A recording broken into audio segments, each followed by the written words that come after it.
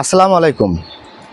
আজকে যে তথ্যটা দিতে চাচ্ছি এটা আমাদের আসলে সকলের জানা নাই, বিশেষ করে সাধারণ মানুষ যারা তাদের অবশ্যই জানা নাই, এটা জানা খুব দরকার।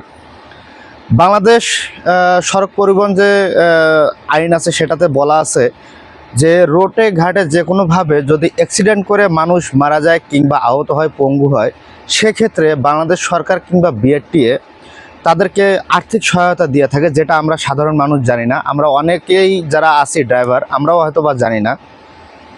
তো একজন মানুষ যদি রোড অ্যাক্সিডেন্টে মারা যায়, বিআরটিএ থেকে তাদেরকে দেওয়া হয় 5 লক্ষ টাকা। যদি গুরুতর আহত হয়, পঙ্গু হয়ে যায়, তাহলে তাদেরকে দেওয়া হয় 3 লক্ষ টাকা। এবং নর্মাল যদি আহত হয় তাহলে দেওয়া হয় 1 লক্ষ টাকা। এই বিষয়গুলো আসলে আমাদের সকলের জানা নাই।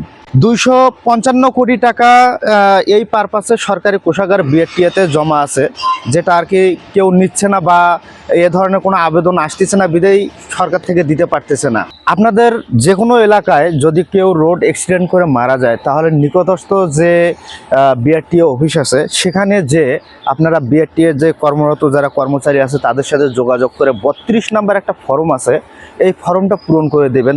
তখন তারা বিআরটিএ থেকে তদন্ত করার জন্য আসবে, তদন্ত করবে। এটা সত্যতা মিললে অবশ্যই বিআরটিএ থেকে যে 5 লক্ষ, 3 লক্ষ এবং 1 লক্ষ টাকা সহায়তা দেওয়ার কথা সেটা অবশ্যই দিয়ে দেবে। আগের এটার মেয়াদ ছিল মাত্র 30 দিন। মারা গেলে, পঙ্গু হলে কিংবা আহত হলে 30 দিনের মধ্যে আবেদন করা লাগতো।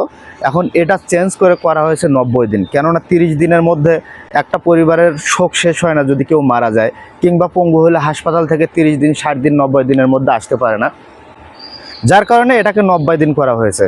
তো আসলে আমি চাই, কিংবা আমার যারা ড্রাইভার ভাইরা আছে তারা সবাই চায়, সাধারণ মানুষের যদি কোনো ক্ষতি হয় তারা যেন এই সহায়তা পায়। এইবার ঈদেও যারা মারা গেছে, আমি চাই আমার এই ভিডিওটা যদি দেখে থাকে তারা যেন, এখনও সময় আছে, তারা যেন এই ফর্মটা পূরণ করে এবং বিআরটিএতে যে 255 কোটি টাকা পড়ে রয়েছে, আমাদের ভ্যাট ট্যাক্সের যে টাকাটা আমরা জমায় রাখছি আমাদের যে গাইড ডিপার্টমেন্ট থেকে, সেই টাকাটা যেন ক্ষতিগ্রস্ত লোকেরা পায়। তো আমার এই চ্যানেলটা আপনারা সাবস্ক্রাইব করে দিবেন যদি ভিডিওটা ভালো লেগে থাকে। ধন্যবাদ।